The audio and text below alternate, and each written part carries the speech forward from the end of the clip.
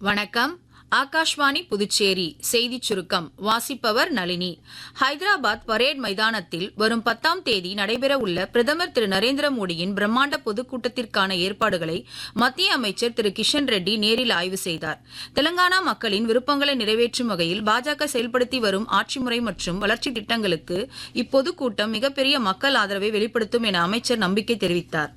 மத்திய உள்துறை அமைச்சர் திரு அமித் ஷா இன்று கொல்கத்தா வருகிறார்.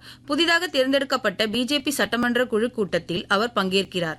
இக்கூட்டத்தில் சட்டமன்ற தலைவர் தேர்ந்தெடுக்கப்பட உள்ளார்.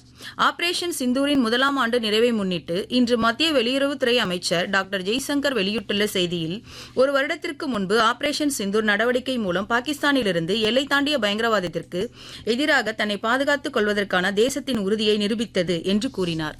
வளர்ச்சியடைந்த நாடாக இந்தியா உருவாக விவசாயிகளின் மேம்பாடு மிக அவசியம் என்று மத்திய வேளாண் துறை அமைச்சர் திரு சிவராஜ் சிங் சௌகான் தெரிவித்துள்ளார். உத்தரப்பிரதேச மாநிலம் லக்னோவில் கனிகள் வள மாநாட்டின் துவக்க விழாவில் உரையாற்றிய அவர், இந்தியா தற்போது சராசரியாக 1129 லட்சம் மெட்ரிக் டன் கனிகளை உற்பத்தி செய்வதாக கூறினார்.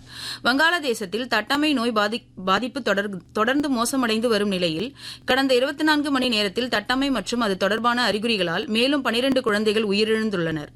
நிலைமையை கட்டுப்படுத்த வங்கதேச சுகாதாரத்துறை தீவிர நடவடிக்கைகளை மேற்கொண்டு வருகிறது.